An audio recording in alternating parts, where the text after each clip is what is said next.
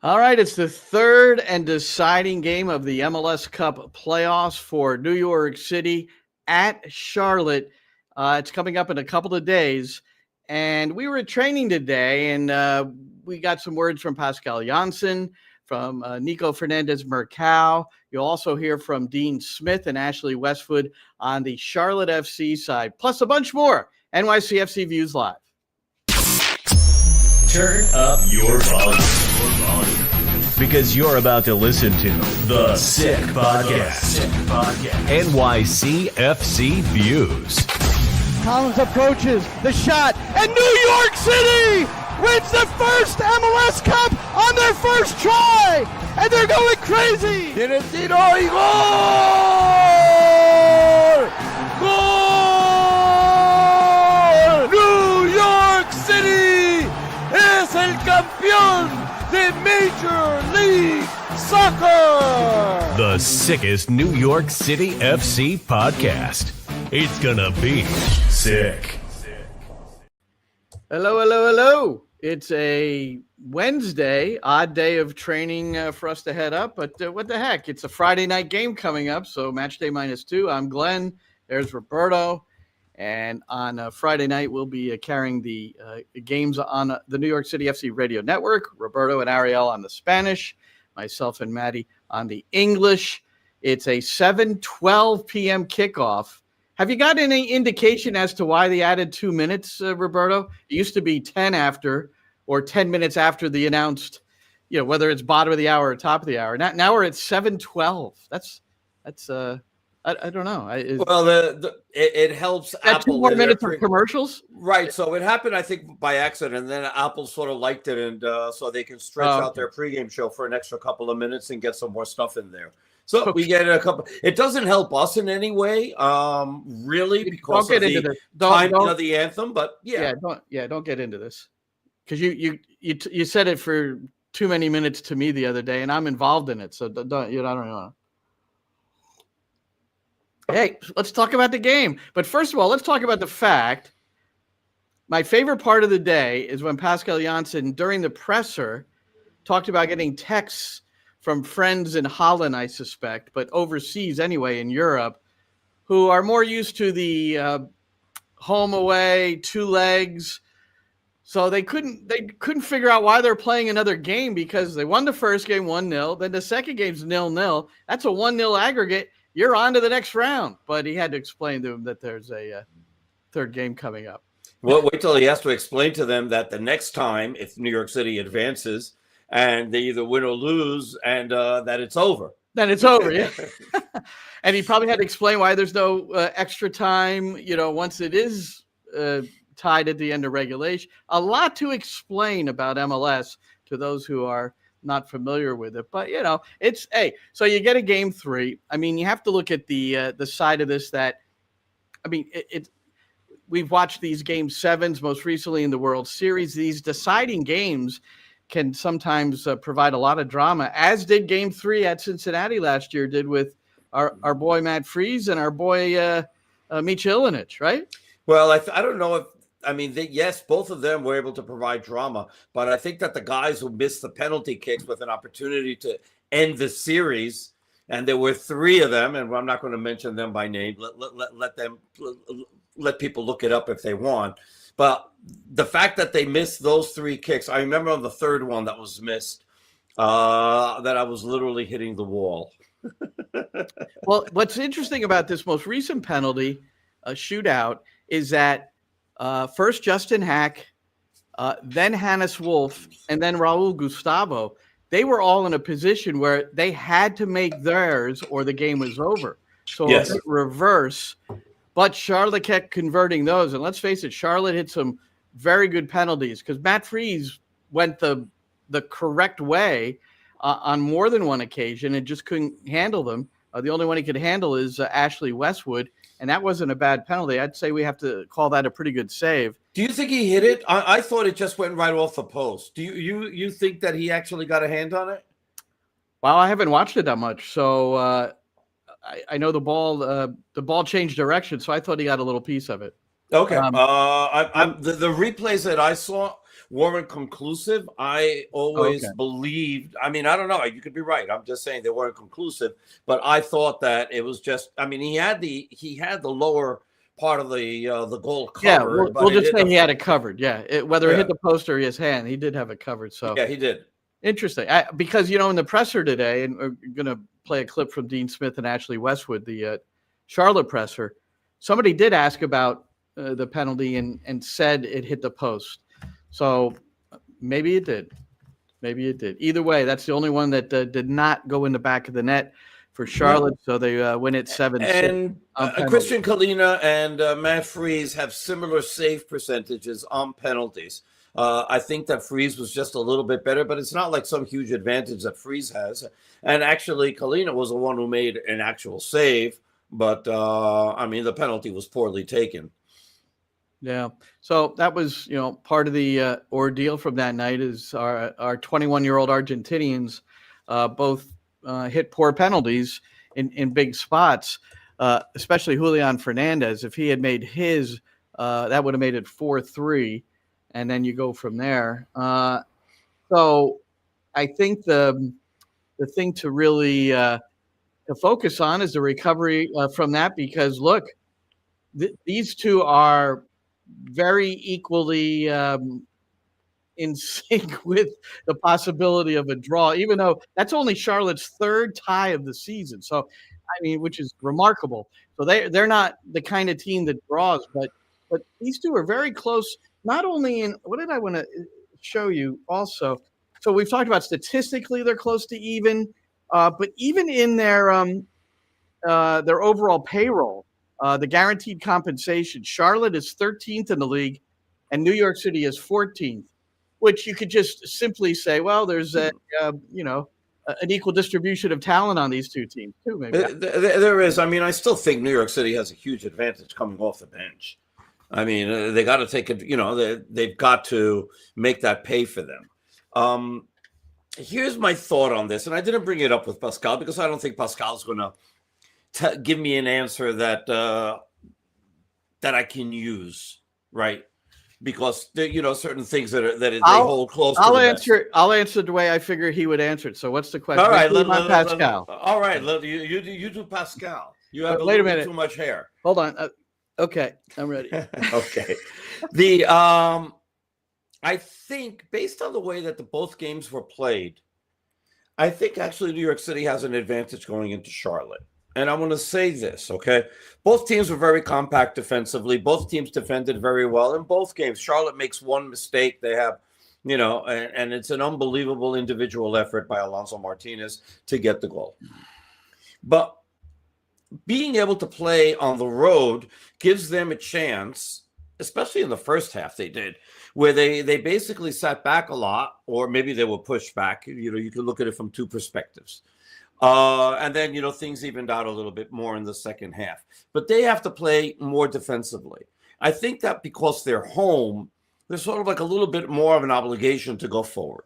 And I think that when you have that obligation to go forward, it also means that it opens up opportunities for New York City in transition moments to find a defense that may not be perfectly balanced and to find those opportunities. Because Charlotte, I mean, maybe they can just sit at home and counterattack and not play risky and let New York take all the risk, because New York is going to go and they're going to put their best foot forward and they're going to go for goal. This is just the pedigree of the team.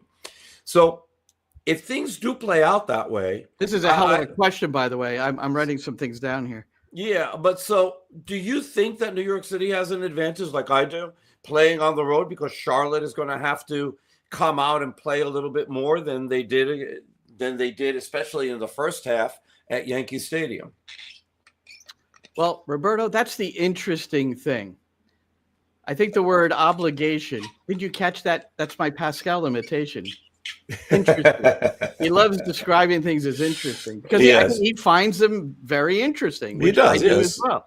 But I think the use of the word obligation for Charlotte at home to have to go forward, I don't see it that way, the same way you do. In fact, the way I see it is that at Yankee Stadium, there was a point where they decided they wanted to win the game, and they left themselves vulnerable to the counterattack at our home. So I think it's more managing the game. You come in with a game plan. I don't think there's, obligation written on the board.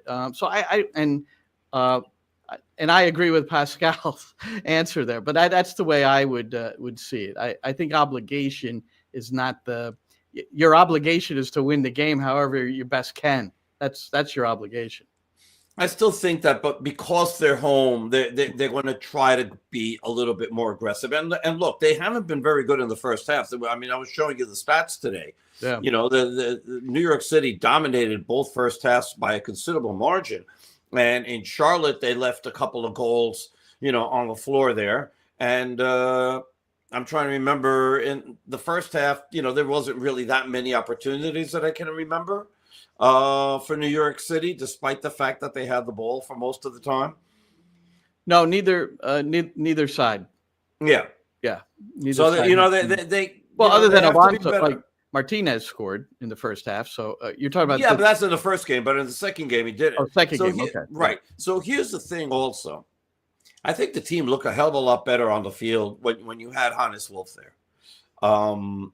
And I have a feeling I have a feeling you're going to start him in this game. So who sits? I'm just asking. Raul Gustavo. All right. And O'Toole goes back to playing what do you call it? Left side. And then you have O'Neal and Pereira in the midfield. Yes. Okay. That's how I think they're going to come out, and everything else up front is pretty much the same. Yeah, I don't have an issue with that 11. The fact is, though, Roberto and Pascal Janssen made it clear after the game, and you're going to see it right here. And we made it very clear in our commentary on the English side, in particular, central defender over 650 games in England, who knows how to head the ball, Matty Lawrence, and we're talking about. Nico Fernandez Mercau's free kick from the left side, perfect to Thiago Martins, his 14th headed shot on goal this year. Okay, that's an Opta stat, and still no goals, including this moment, which could have pushed New York City through to the Philadelphia series. But here's how you heard it on the New York City FC network. Biggest moment was with Thiago. That was a well-timed run in the right space, the right delivery, and that should have been a goal. But it's going to be Fernandez Mercau. Goes to the back post. The header is saved. The first big moment of the game, and Christian Kalina up to the task. Well, and we know who's met it. We know who gets there. Gets on the end of so many, Thiago Martins, but then fluffs his lines. He's just got to head it down into that far corner. Martins, it doesn't get any simpler than this from headers. Yes, he's great defensively heading the ball, but this is just poor from Thiago Martins. Heads it straight at Kalina, a nice height. All he needs to do is just head it back from where it's come from. And you're right. That ball came from Fernandez Mercau on the free kick, a couple of yards outside the area to the left, and he bent it perfectly into the path of Martins. Back where it came from, 1-0 New York City FC. That's been the credo since the beginning of time. Head the ball back where it came from. And let you see a clear path on that near post that the keeper hasn't got there. But as you saw, what the keepers are always moving in that direction, following the ball. And even though he was set, I know it looks like he dove, and he did have to react to it, but it was pretty much right at him. He was. When you first described this to me, I thought that you were saying to put the ball like in the 6 and then for somebody to come and put it in. But now I get what you're saying, and that you wanted headed it to the far post.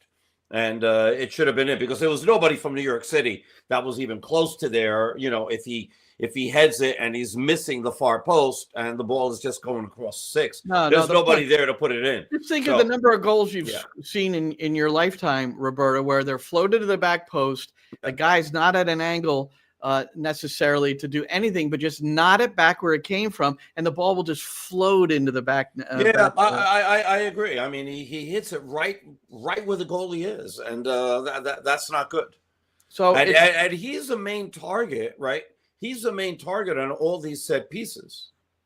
Well, that's an amazing stat to be on the first touch of that many balls in front of the goal.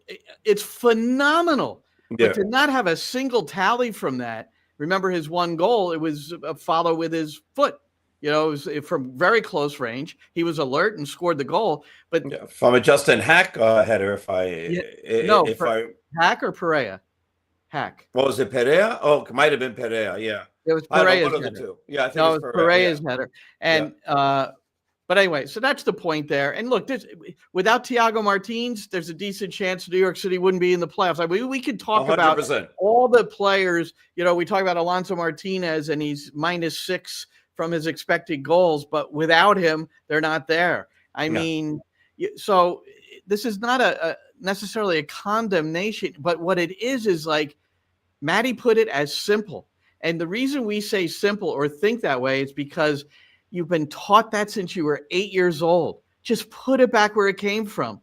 And it just, and it was so perfectly placed. And that's why, you just. And none of this is a condemnation. It's just a simple criticism, because that's what our job is to analyze these things. And I'm sure they, when they look at these plays in hindsight and on replay and all that, and they're analyzing it, he's saying the exact same thing we are. So, most of these guys are pretty good at saying, yeah, I screwed it up. Well, Pascal, I don't have that clip, but I addressed this with him on the pregame show, which you'll hear at 6:45 on Friday night.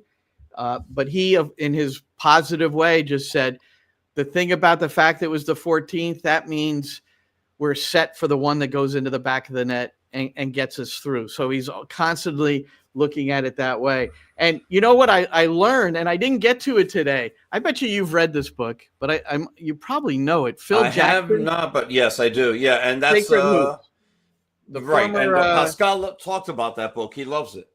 It's and there's a what did I bookmark here? And I was going to ask him if I had time today.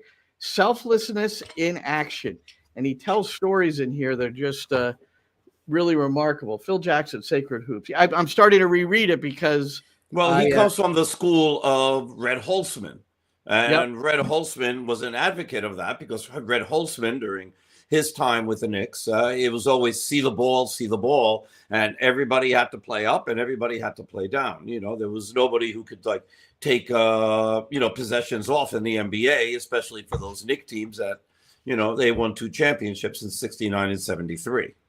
So for those who don't know, Phil Jackson coaches Chicago Bulls to multiple NBA championships, the LA Lakers. He's just a legendary figure in the game.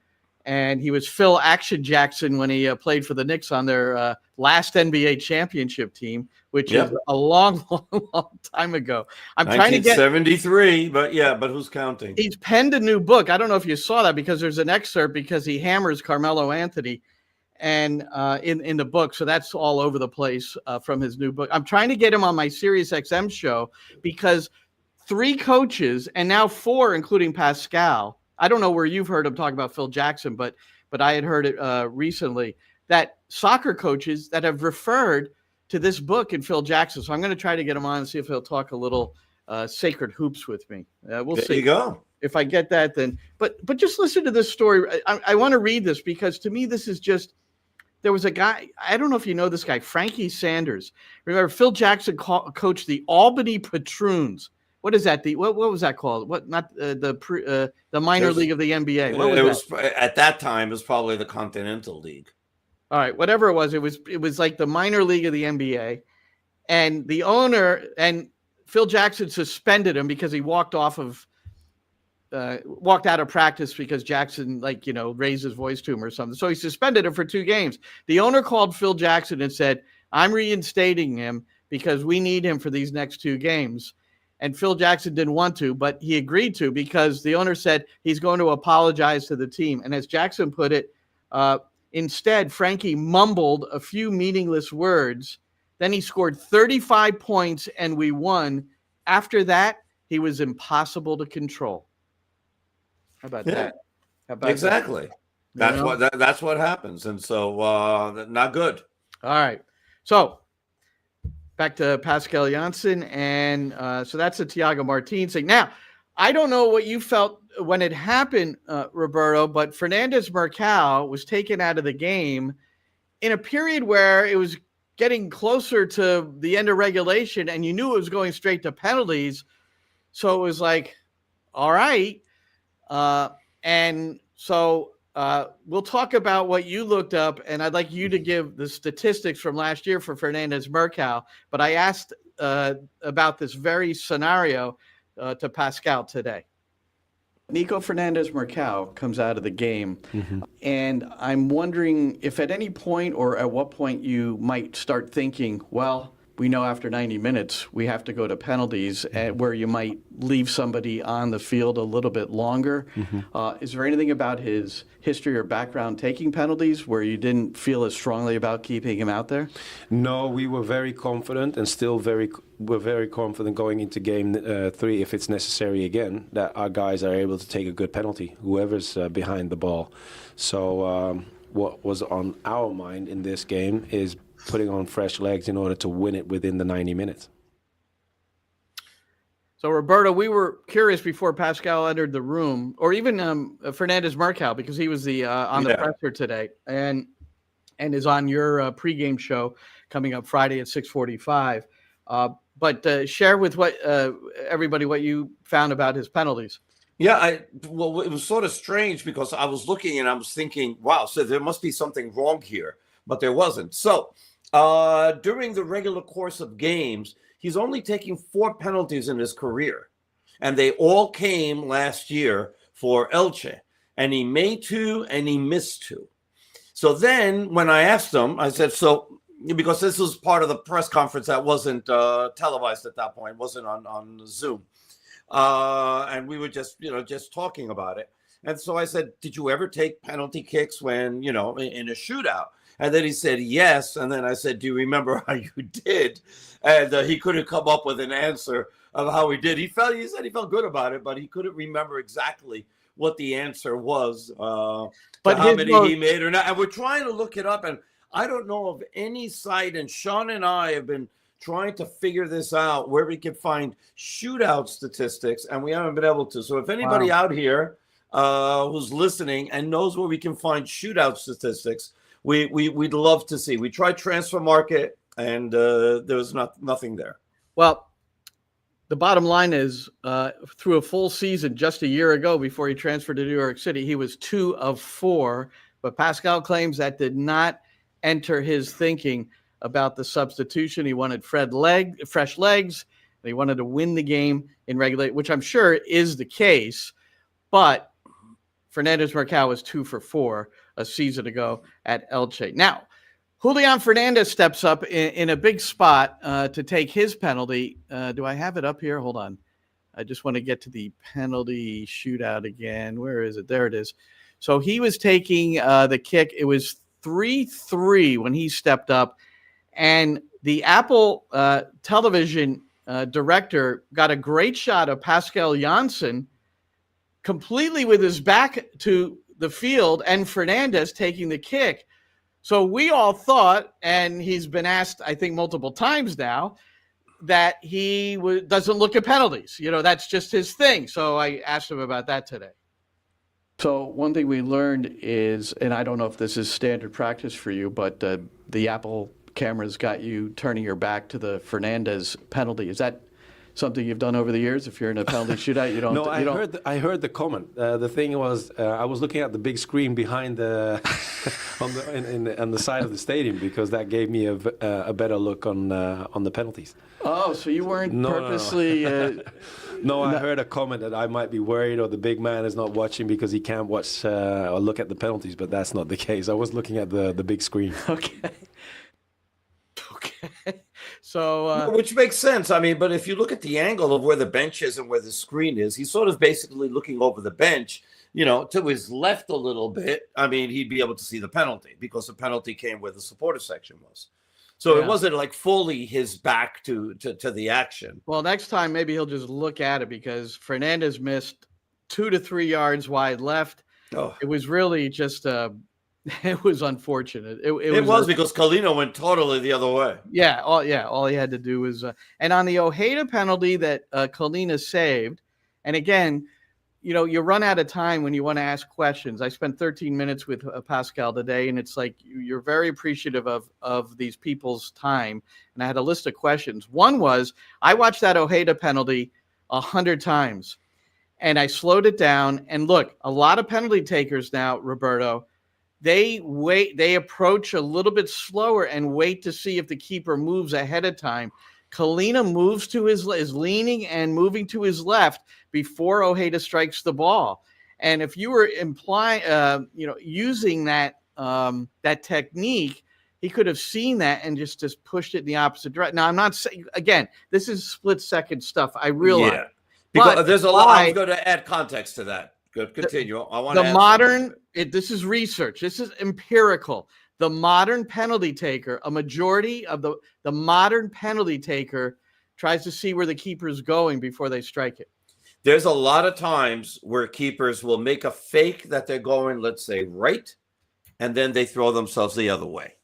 And so maybe he thought that he was actually faking and he wasn't going. I'm not in his mind. I didn't get a chance to speak to him or ask him. But maybe that's what he thought. I've seen a lot of times where a goalie will fake going one way and then throw himself to the other. I did ask Fernandez Mercado where he's going to kick his penalties, and his answer to me is, where would you want me to kick it? And I said, fuerte, raso y colocado. And that means hard on the ground and next to the post. Nope, I disagree. I think he should put it right down the middle. How many of those 16 penalties that were taken and 3 did not go in the back of the net? How many out of the 9? Now, how many is that? How many of the 13 that were scored were hit right down the middle, do you think? I don't know. There were several, and they all scored. I know that.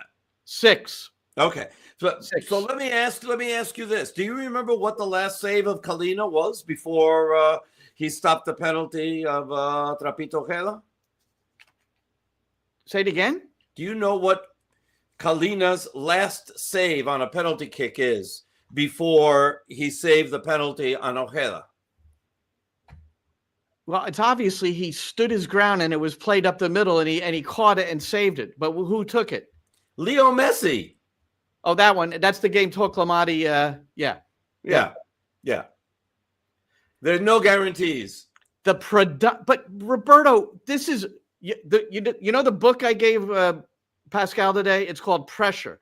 It's written by Gair Jourdain, who's researched penalty shootouts since 1997, and he's looking at modern trends as well. A majority of the penalties converted in 2024 and 25 are down the pipe because goalkeepers are guessing and they're always moving. There will be the occasion when they hold their ground. We're talking about percentages, okay? We're talking about percentages. Right. But it also, for that to happen, okay, and we know that goalies study shooters, right?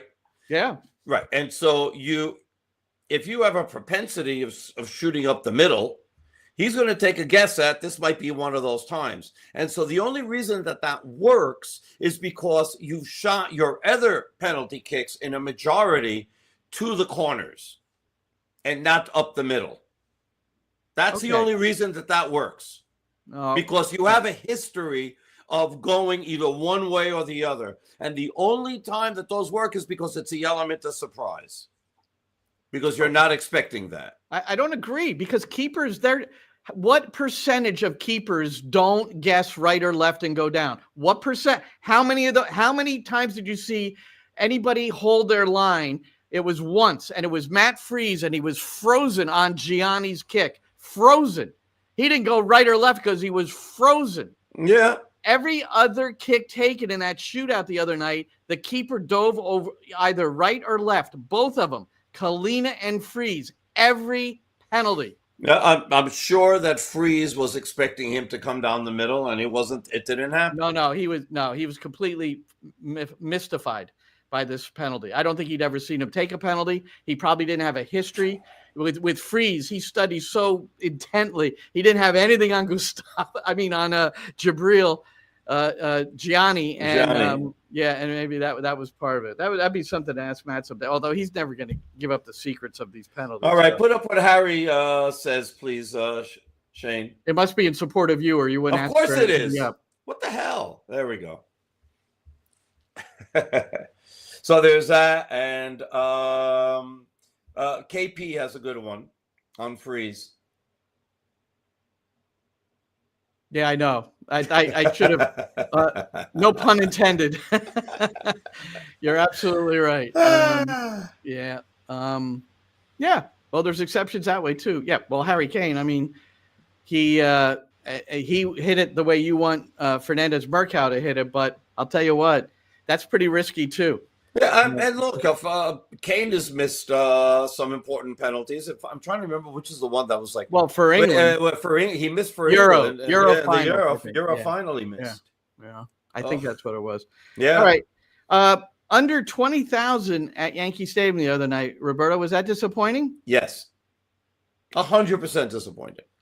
And what do you think happened? You have any? I know you're kind of in touch with the supporters a little bit more than me. You get any feedback on that? I don't know. The tickets were priced fairly. As far as the resale was concerned, they were in the low 30s. I had a lot of friends from the neighborhood who went to the game, and I was happy to see that. I don't know what it was, because last year the playoff game sold very, very well, and the Seattle game with like almost no time, right? That they said, hey, we're playing this at Citi Field.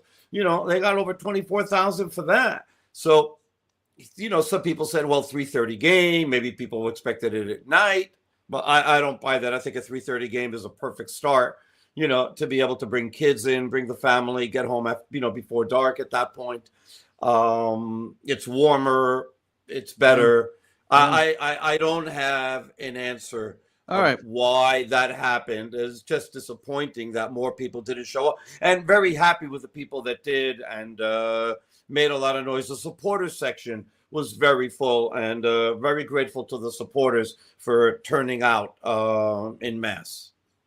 So that's two subpar attendance figures. Charlotte had 21,000 fannies in these seats, and 34,000 the announced attendance, and now New York City was below 20,000, which has that happened this year?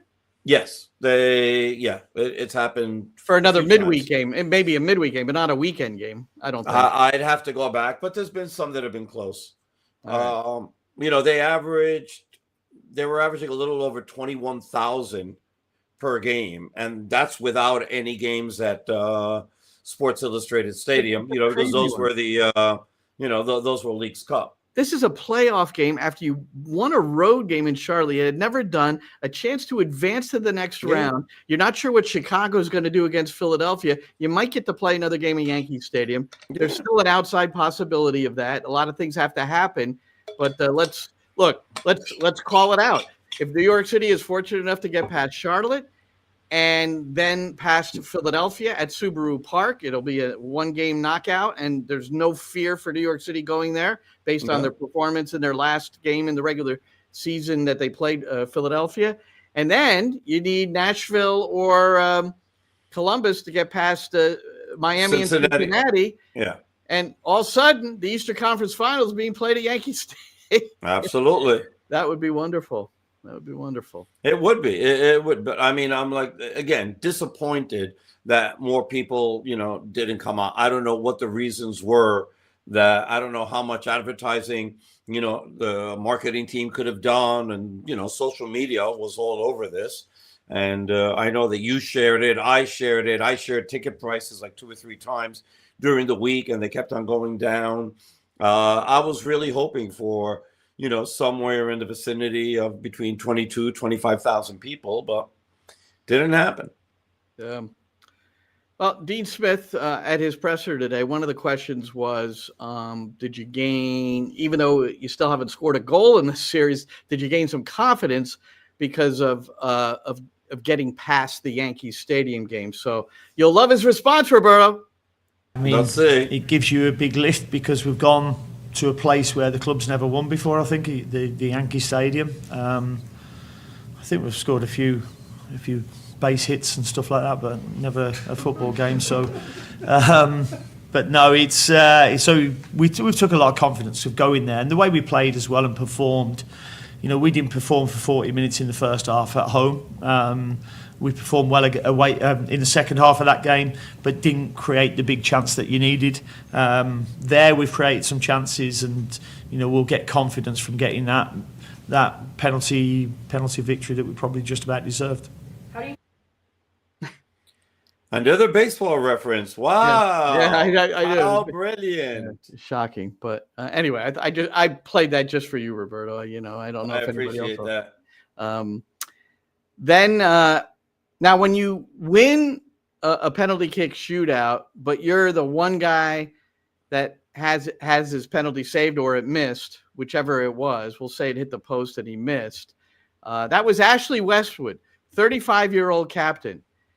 And thanks to your assistant, Sean, as he was walking up to take the penalty, he was previously 2 of 6 in penalty kick shootouts. Yeah. Excuse me, in penalties, not necessarily shootouts, just in penalties in his career with Charlotte. Anyway, so this was brought up. Christian Kalina, by the way, is the goalkeeper that's referred to here. I offered Callie a massage, babysitting his children, so I've offered everything, but he turned it down. That's what Callie does. He's been tremendous since I've been here, and thankfully he saved me. He saved me the other night. That was the save on Ojeda, but yeah, you can mess around, man, when you win. Yeah, you feel a lot of relief and you're thankful. Yeah, there was no goofing around with Agustin Ojeda or Julian Fernandez. No, none of that. Not if you want to come out of that alive. Yes. Oh my word!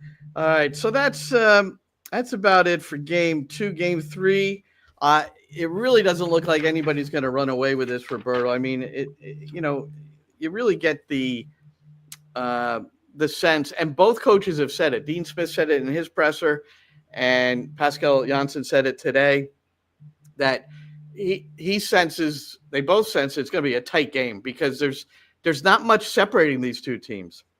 It would be pretty shocking if anybody came away and won 3-0 or 4-0 or 4-1. Yeah, that's what I was going to say. Every time somebody predicts a game that's going to be, 1-goal game, 0-0, or the other, it just turns out the other way.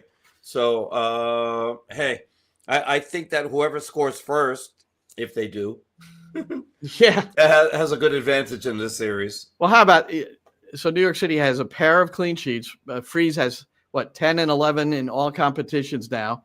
But he's got 3 in a row against Charlotte. 3 in a row against Charlotte, and they're still going to have to scratch and claw for this game 3 thing. So it's going to be there's high drama in this one. There's going to be it's tense. This is a tense affair, no question. Yeah, it's win or go home.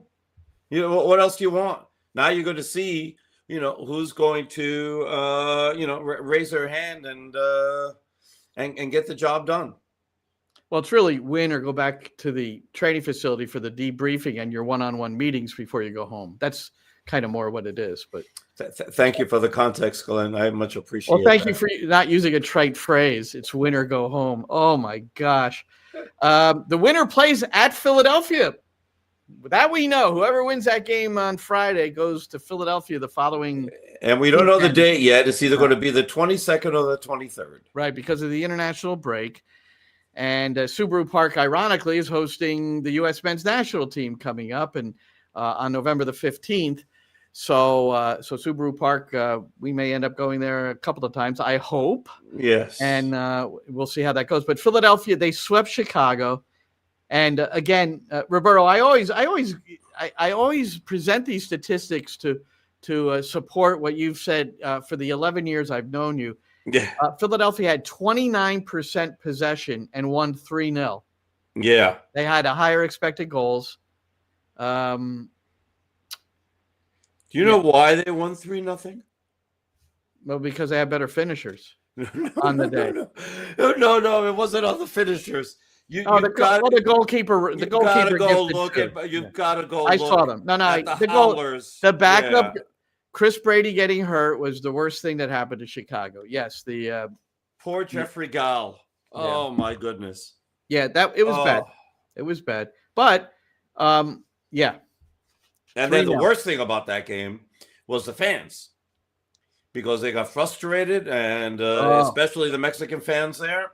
And we know it's Mexican fans. It's not, there might be some people joining in, but this is with them, and that damn chant. I was listening on the radio on the way home from our game. Sirius XM was carrying the game after our game, and it was so loud on the effects. I mean, I've never heard it that unmistakable. And it continued after the warnings. So really, shame on someone. Is it the referee? He had to have heard it, because of course, they stopped the game. Greg Berhalter went to the supporters section and said, "Please stop this." And then the minute they started again, they just went right back. I mean, they were frustrated; they were going to lose. They didn't care, and and it's not everybody in the supporters section. But what happened? Whoever did it? My question to you, Roberto, though, is and that's a good point. That Berhalter, I mean, you could see that's on social media everywhere. He's pleading. Yeah. But they did it. Why didn't they abandon the game? That's the referee's decision. I guess they really don't want to abandon the game. But if there's a game that's worth abandoning at that point, the game was 3-0, and Chicago wasn't going to come back in the last 5 minutes. Call it. Yeah. Well, yeah, it was. I've never heard it like that. And you know who the referee was, right? It was our good buddy John Freeman. Oh, Freeman, that's right. Freeman was on the call. Yeah. And now we're getting Pierre-Luc Lauzière. This is going to be his 5th game of the season doing a New York City match. And boy, Pascal wouldn't bite on that. You were in the room, right, when I was asking him about that? Well, yeah, I gave him the stats. I'm just saying, he's saying, I don't really know who he is. I think that's balderdash. I agree. Of course, you know what the referee is and what their tendencies are and what they like to call, and you warn your players of certain things. But don't say of course, because that doesn't happen very often, Roberto. And I know that because I talked to coaches about this. My question, just so everybody knows, to Pascal was, this is the 5th time you're going to see him. Are you working any sort of strategies? And this was a completely serious question. And looking at his tendencies, the referee, what he calls where, can you be more aggressive in this part of the field than this? I would want to know that as a player. Of course. I would want to know if he calls penalties on shoulder to shoulder, or is he going to let something go in a certain situation? And it might not be 100%, but it's like analytics. They break everything down so succinctly, these analytics, like to the minutest detail. Why wouldn't you want to know the tendencies of a referee and have that detail? My point on this, I'm sure they do. He just didn't tell us that, and he's playing coy. That's my interpretation of it. Oh. And he didn't want to say anything. He's just playing coy. But I bet you that they absolutely have a full breakdown of what his tendencies are and what he's called and all that. I thought that, but New York City's had a lot of success with him as a referee. And Charlotte has had no success with him as a referee. I gave you the stats, right? Let me see. Yep. So let me give it to everybody else here. So New York's record. Do you have it? You have it readily available, or are you going to? Or are we waiting? Yes, I have it. I'm about to read it. All right. New York's record is 4 wins, 1 loss, and 2 ties. And Charlotte's record with him as the referee, 0 wins, 0 ties, and 4 losses. All right. Let me look at this. He's done 4 games this year. He did Orlando City on March 8th. New York City won it 2-1. Then he did at Toronto. New York City won that game 1-0. What was the 3rd game? What did I say? I don't have it in front of me. But the 4th game was definitely at Chicago. And so at least 3 wins out of the 4 games he did for New York City in 2025 so far. Yeah, the one that they lost was against Toluca. Oh, Toluca, that's what it was. Yeah, okay. And by the way, controversial loss there because the second goal, I still say, was offside. But so put up. Harry is asking me if I knew what ref was reffing the next game when I coached. Well, they weren't assigned quite as demonstratively as they are on the professional level. On the collegiate level, I knew who was coming in. Let me see. We would get the assignments the day before, so I would know. So that's not a whole lot of prep time.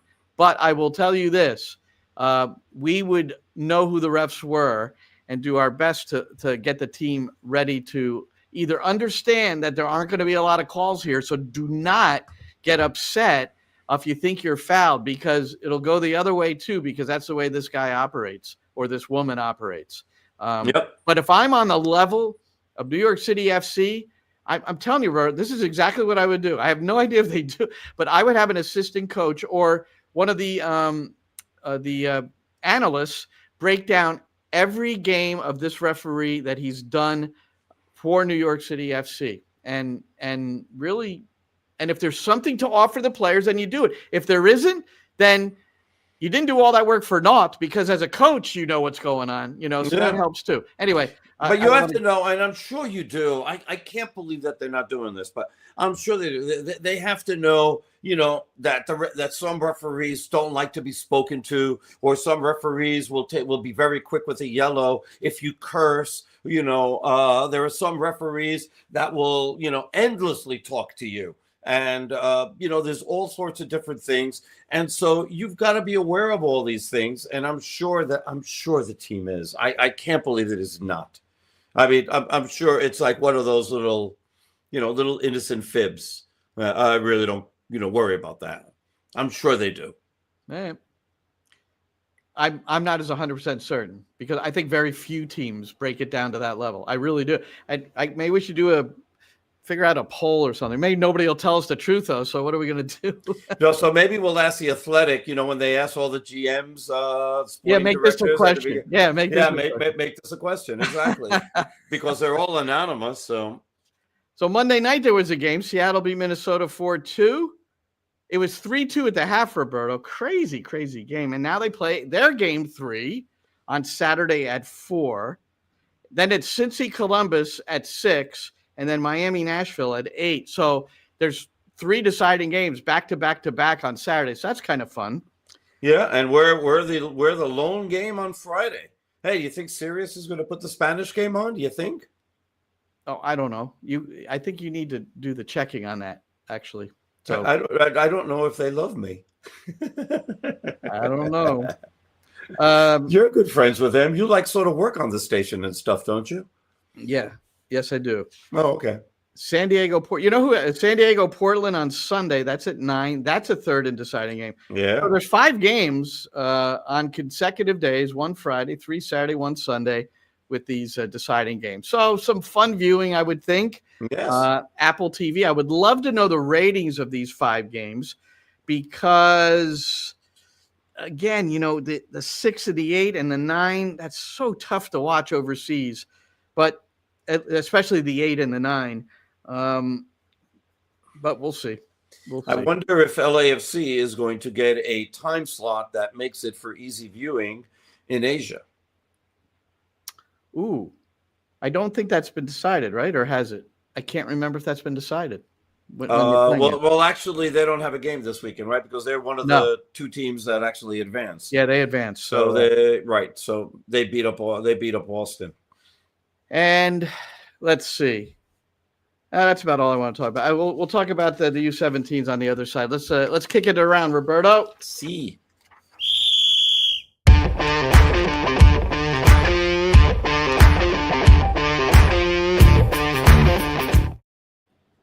Maximo Carrizo, our own homegrown for the New York City Football Club, captained the USA to a 1-0 win over Burkina Faso. That's an African nation.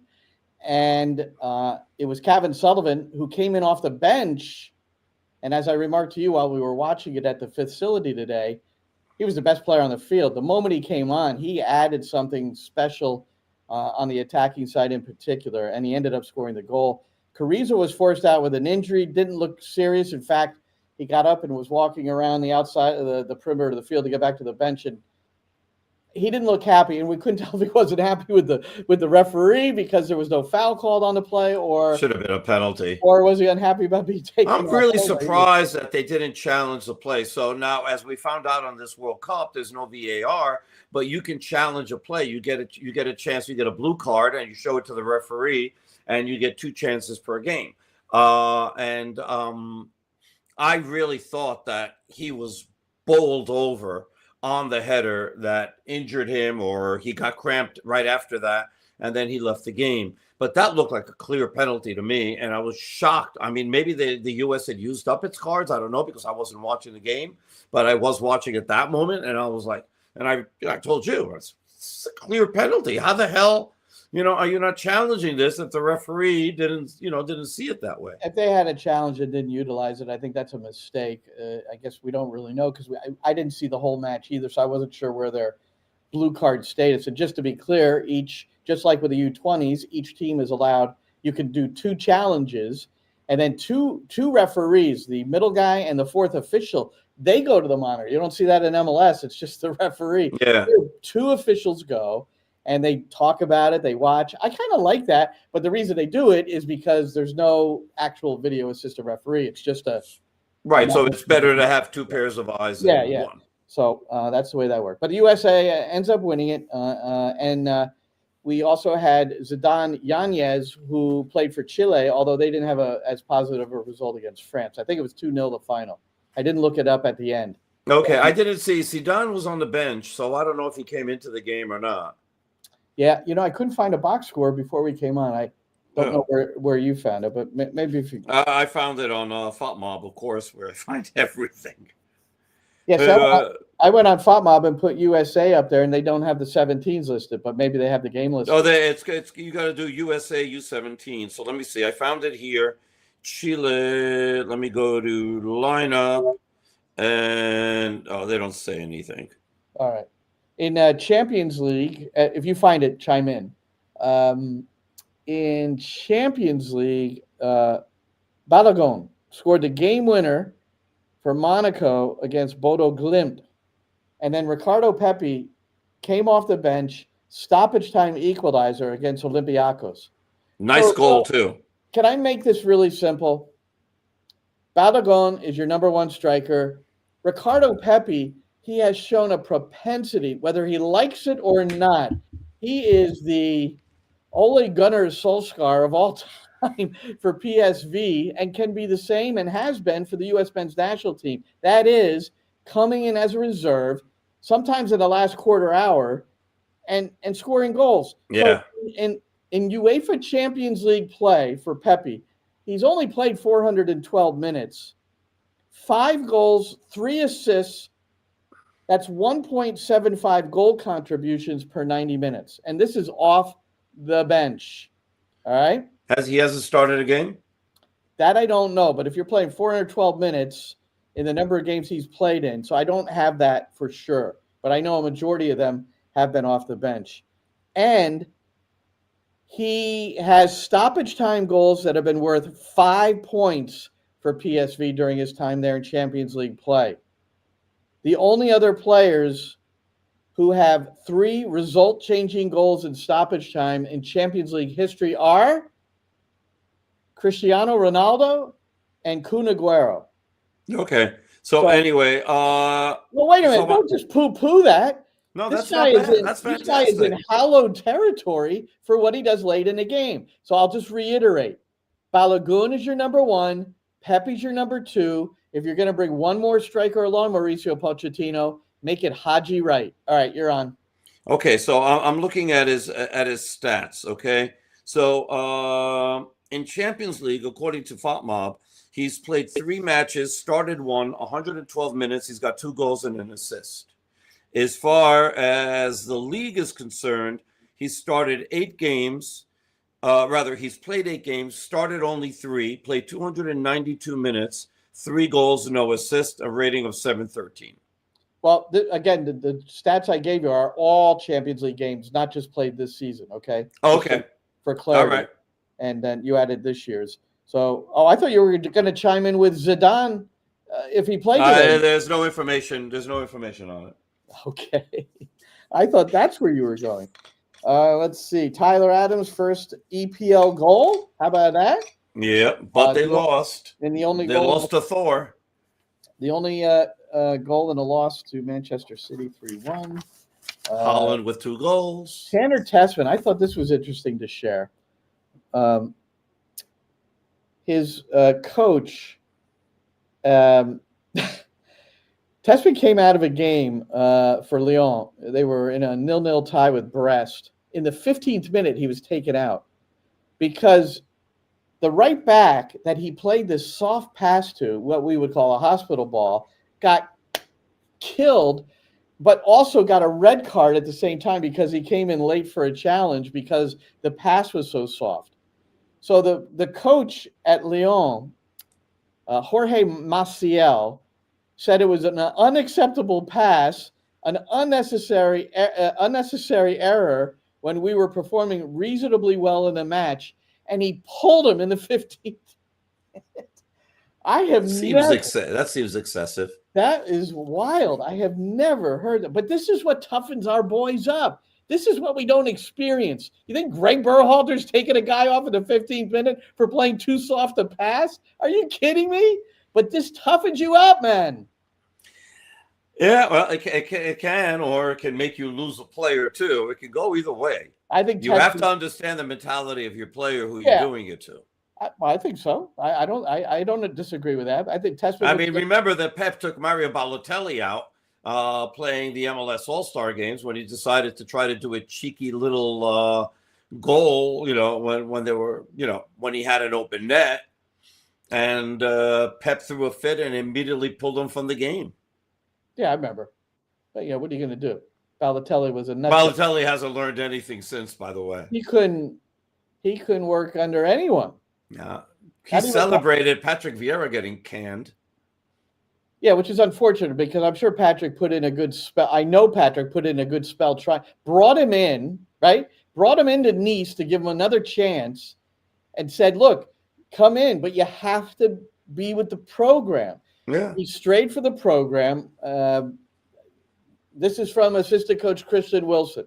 They did what they could for the guy, and we feel bad for Patrick, but Genoa didn't win a match under his stewardship this year. 9 games without a win, got the sack, and then under the interim coach, a little coach bump, Genoa wins their first match on the weekend. Yeah.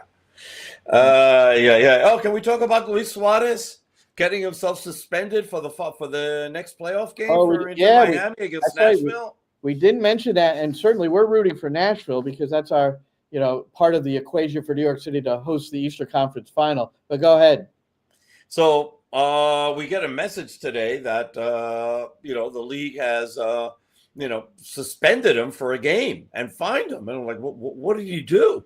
And so we went and we looked at the video, and off the ball, he's running, and I forget who the player was that's running. Oh, it's Andy Nahar. Andy Nahar is running next to him, and then he basically donkey kicks him, a horse kicks him, right in the ding dong nether regions. It's like, what are you doing? And so he got suspended. Good. Can you imagine if Miami loses that game because they can't score against Nashville in Miami? Hey, if New York City gets past Charlotte in game 3, you could still go back and say Zaha missing game 1, that may have made the difference. Yeah. He deserves as much. Well, he doesn't deserve as much crap as Suarez because Suarez is a serial spitter, kicker, biter, whatever it takes. Remember what happened against Seattle? He's spit, and he's bitten opponents in his career. He got suspended 3 games in MLS, aside from being suspended for God knows how many games within League's Cup after what he did against Seattle. 6. So there you go. And he's never going to play in League's Cup again. So, well, no, I think he's retiring too. That might be his last game. That potentially could be his last game. That's wild. That is Sketz wild. has already said he's gone. Alba already said he's gone. Messi's sticking around for another 3 seasons. and Suarez is going to be gone. So who are they bringing in? I mean, DePaul bumps up to a DP, and that means they have one more DP spot. Joe Scally, Gio Reyna, James Sands. What do they have in common? They all played against each other. They all played together at the NYCFC Academy. Yes. And then over the weekend, Scally and Reyna for Gladbach in the Bundesliga against James Sands and St. Pauli. And Ultra Gladbach, the boys finally gets a win. 2 versus 1. Oh, it's 2 versus 1. Of course they're going to rout them. Oh, well, of course. 4-0. I said. Anyway, Sands got an early yellow card in that game, and then it was taken out in the second half or either at halftime or something. And Scally started for the first time in God knows how long, I think since game 1. And Reyna came in midway through the second half. And Mönchengladbach actually has won now 2 games in a row because they won a cup game earlier in the week as well. So, but they got their first win of the season in the Bundesliga. The team's got more talent than, they've shown. The point here, if I could just level the point before we skip out so Shane can, take the next step wherever he's going. Probably a hockey game. How cool is it that 3 New York City Academy boys played together or against each other in the Bundesliga? I just think that is brilliant. That's the wildness of it all to me. The number 500. So we had the number 400 recently, radio broadcast for English and Spanish.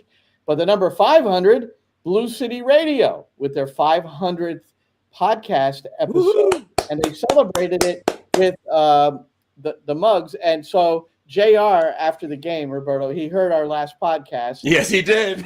He came running up and made sure I got a mug. And it's very nice. You and Tolly. I saw that you and Tollison got one. Good for that. Joe Tollison was with me, and he got one too. So this is nice. There you go. So you owe me. And then there's a number 39, and that's Cristiano Ronaldo had a sit-down interview with Piers Morgan, which is pretty interesting.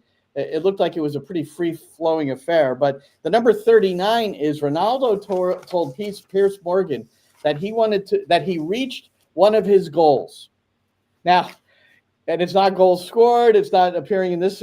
It's to be a billionaire by the age 39. So he achieved one of his goals. This is what he told Piers Morgan. So, fantastic. Look, he's been an absolute superstar, and obviously he saved his money, and he's invested it well. And congratulations. And Erling Haaland, you mentioned him earlier. 13 goals in the Premier League he's got. He's outscored. I love when these things happen. He's outscored 10 EPL teams with his 13 goals up to this point. Including his own if you take out his goals. Yeah. So that is all I got, Roberto. You got anything else? That's it. Just listen to us on Friday. We're heading to Charlotte tomorrow. And if any of the fans are going to be around in Charlotte, we hope that they make a nice presence there and make some noise like they did in game 1. If you're going to tell us where you are, maybe we'll go join you at someplace up in Charlotte. We could do that. They are going to have a watch party. I'm getting ahead of myself here because I put in a note to see if this was a possibility. But as we give our times for Friday, Maddie Lawrence and I will be on with NYCFC pregame live at 6 o'clock. And if you're going to be at the Billy's by Yankee Stadium for the watch party, I'm hoping that they pipe in our pregame live so that you can yell at us. And I'm offering an opportunity for somebody there to come on with us as well. So we need to find a responsible supporter. Are there any out there? There must be one or two.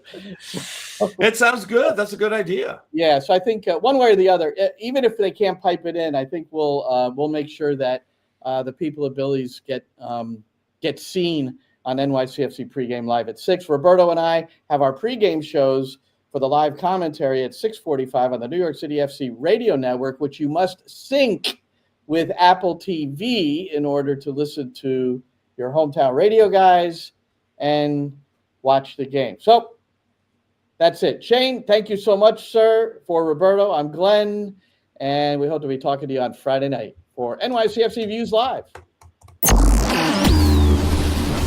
And that's a wrap. Hope you don't miss us too much until next time.